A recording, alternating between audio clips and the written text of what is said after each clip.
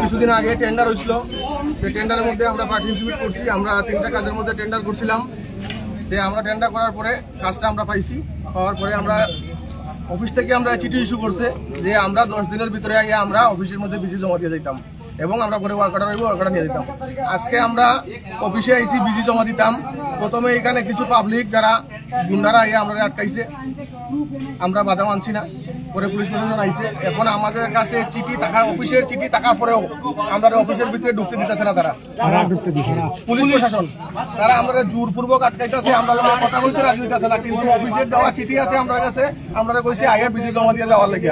আমরা হাতে চিঠি থাকার পরেও, লিগেল থাকার পরেও আমরা তারা ভিতরে ঢুকতে দিতেছে না। আর ওসি স্যার উপস্থিত আছে, তারা আমরা সাথে কথা কইতেও রাজি না।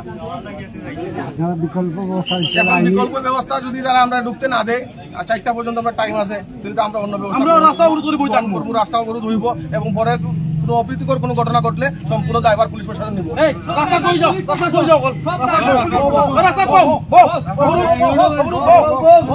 জবাব চাই।